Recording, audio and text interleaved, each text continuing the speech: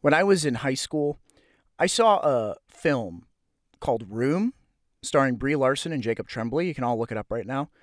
Fantastic movie, and it's part of the reason I'm even here talking to you right now. When I was in high school, like everyone else, I didn't really know what I wanted to do with my life, but I remember seeing this movie, and if you've never seen it, I won't spoil anything. It's good to go in blind if you like that kind of thing, but I will warn you it's a really emotional, intense watch, especially for some people who probably shouldn't even see it, honestly. Long story short, this movie, at the end of it, I said, this is what I want to do. I want to tell stories. I want to be a filmmaker, and I want to do this. And the reason I want to do this was twofold. One, I wanted to tell meaningful stories of people in the most realistic sense, in a way that connected with other people. But I also wanted to be able to provide an escape for people that were living a terrible, frustrating, miserable life at the time and didn't know what they wanted to do, and they could just go see a movie and enjoy it, right? And so it was a twofold reason. It was that I wanted to tell good stories of people and of characters, and I wanted to inspire, not inspire necessarily, but I wanted to provide an escape. It felt good to be like, hey, anybody that's having a crap day, I got a good movie for you. Like, that was kind of my mindset, right? And I was really inspired by Christopher Nolan's kind of stuff at the time. Nowadays, I really like Denis Villeneuve stuff. Denis Villeneuve did Dune, Blade Runner 2049, Arrival. He's that guy. I like his direction. I'm getting off topic. My point is, my dream at the time was to go be a filmmaker, and it was to go do this. Now, I was one of the most insecure human beings you can imagine in high school. I can't even describe it. I'm gonna, but it's hard to conceptualize how insecure I was. When I hit college, one of the things I learned very quickly is the fact that that industry is absolutely brutal. But it's not just brutal, and it's not just unfair, and it's not just unreasonable. It's that at the end of the day, it's a giant club, and you're either in it or you're not in it. And there are people that'll dedicate their whole life to being in it or not in it, and they will sacrifice every relationship, everything they have, all of the money just to be able to be on a set with somebody. And I didn't understand that until I got out of college, but they started kind of trying to push me in that direction in college, saying, hey, you're gonna have to couch surf in LA if you want to do this, and I was like, oh, I don't want to do that. I just want to be behind a camera. And I didn't understand that it's a giant club. And I didn't understand that every single movie ever made under the sun costs millions of dollars, and investors want their money back. And I didn't understand that it being a club is because it's all a giant network of people who trust each other to make a good product, because it's about investors dumping, 20th Century Fox,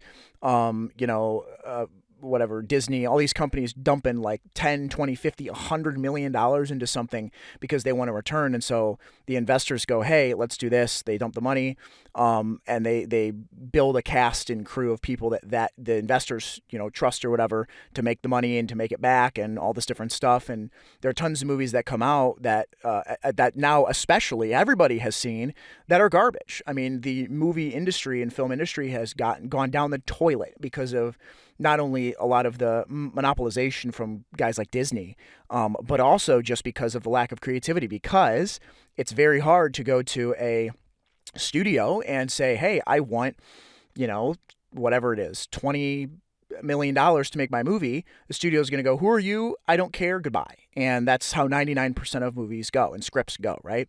And even if the movie does get made, if it doesn't have a market, sayonara, right? A couple of studios that are somehow managing to pull through just because of the nature of probably those studios in and of themselves, are studios like A24 and Bad Robot. Those guys are absolutely killing it with respect to the creative stuff. You can see movies from those guys like Beau is Afraid and Hereditary that are like unlike anything you've seen before, and are told in very creative ways, and they're awesome. And so those studios are outliers. They're unusual. And like I said, it's a big club, and if you're not in it, you're out. And so I say all of this because this was my dream at the time. My dream was, like I said, in high school and college, I'll be a filmmaker. I'll make movies. And I had specifically wanted to be a cinematographer. I still do. Still love working with a camera. I've directed some small stuff, but nothing crazy. But that was what I wanted to do, is do cinematography, because I'm just a giant, not camera snob or anything, but I am a camera nerd. I really like the kind of direction that, like I said, Denis Villeneuve does with things like Blade Runner and Dune. And I also really like the aesthetic of these guys like Wes Anderson with his like symmetry and stuff. Okay. Well, my dream was sort of this fantasy thing in my head, almost like a trophy.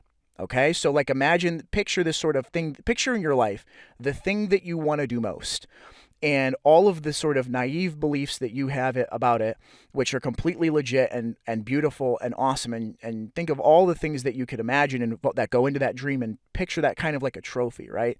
That was sort of how I felt about it. And what essentially I had to do at a certain point in my life is I had to say, if I'm going to go down this path where I have this naive belief about what it's going to be like, I'm going to have to kill it, and maybe it'll come back. And so what do I mean by that?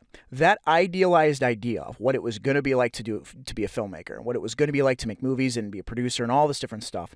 And oh yeah, I'll just make friends along the way and it'll be fine and I'll figure it out at it. All these thoughts I told myself and things I thought and everything, which were not really even true. I wasn't interested in socializing or networking or anything, and I didn't live in an area remotely close to like the industry in New York and LA and Florida. Like I wasn't near any of that, and so I just kind of like couldn't process it. But eventually, after college, I realized that if I really, really want to do that kind of stuff, if I if I put that trophy on a shelf somewhere, and I that idealized version of me that's like, I want to go be a filmmaker, I want to go make movies, and I put that on a shelf, but I never actually pursue it because I'm too scared to pursue it, then it just gets to sit there.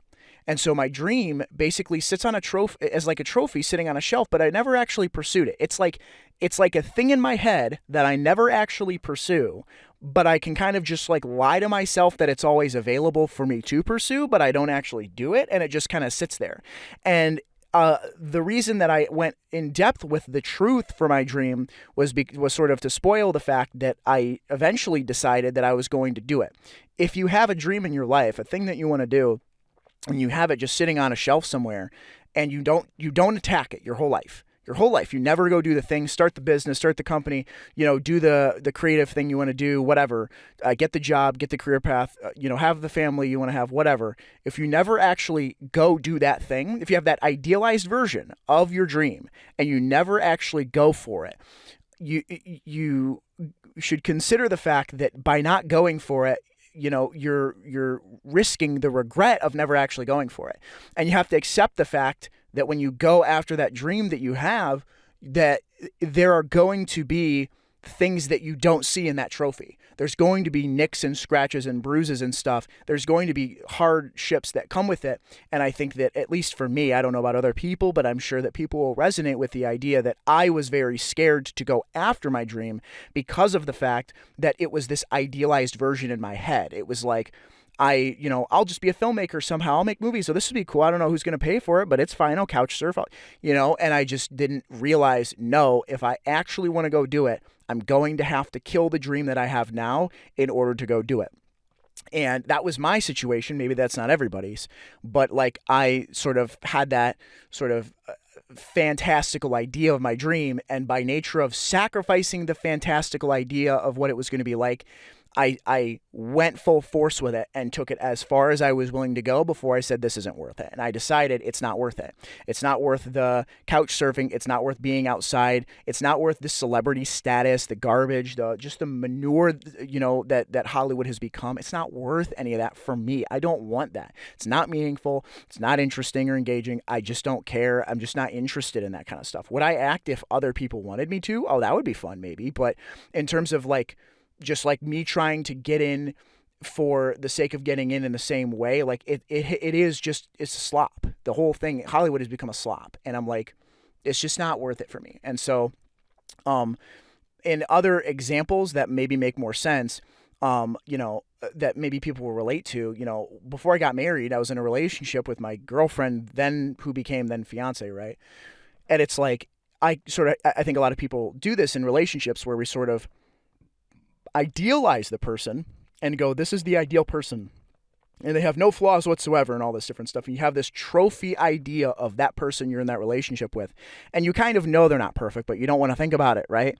If you want to actually have a sustainable, long-term, and sometimes forever relationship like a marriage with somebody, you have to sacrifice that ideal version of them in order for that to happen. You can't have a relationship with somebody that's where you imagine that they're actually like fantastically perfect, but they're actually not. You have to sacrifice that ideal for the reality.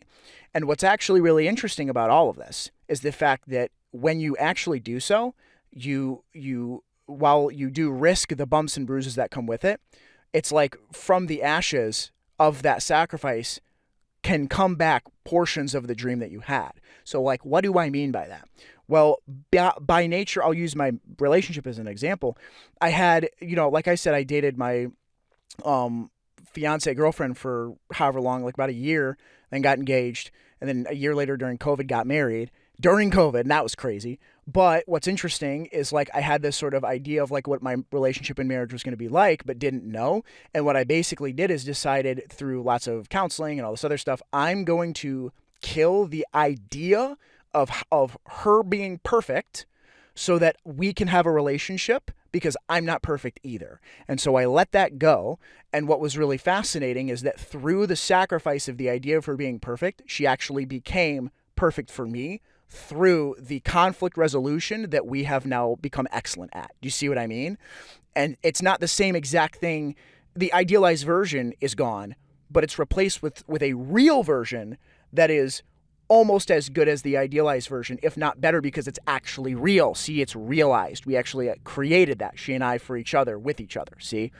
And if I go back to the career perspective, it's like, if you have a career path you want to go down, at least for me, let's say with filmmaking and digital media and stuff like that, I had this idea of like, I'm going to go do this. I then pursued it. And by nature of pursuing it, I accepted that it was going to be hard and maybe I wasn't going to like it. And so I went down that path and I didn't have to go far. Let's specifically say with things like Hollywood and filmmaking, movies that go on like Netflix, I didn't have to go far before I said, this isn't for me.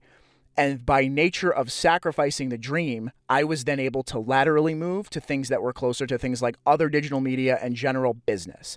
I didn't know that I was really interested in running a business and doing just business in general instead of necessarily being someone on set, I didn't know that was something. I could not have known that was true until I sacrificed the version that I had before in order to sort of check off the box. You know what I mean? There's a lot of people, myself included, that have a shelf full of dreams for who they could be. And they can point to that shelf and they go, these are all the things I could be. And they sort of fantasize about all the things they could be or all the things they could have been. And it's like, you don't want to leave this life before having had tried everything on that shelf as far as it will go within reason. Like, I don't know that you'd maybe want to pull out $1 million in student loans to go do that. That's a little extreme, but you get what I'm saying. It's like, it's better to go live that life and go try to knock out as many of those trophies one at a time, as carefully and thoughtfully and tactically as possible, so that, like, if you kill your dreams, if you take the idealized thing in your head and you let it go and you send it off, it might come back to you. And it might come back to you in a way that you never expected, in a way that's more meaningful, in a way that is definitely different, but it requires the sacrifice of that idealized version of your dream in order to reap the reward of something real, of something tangible. And that's all I have to say.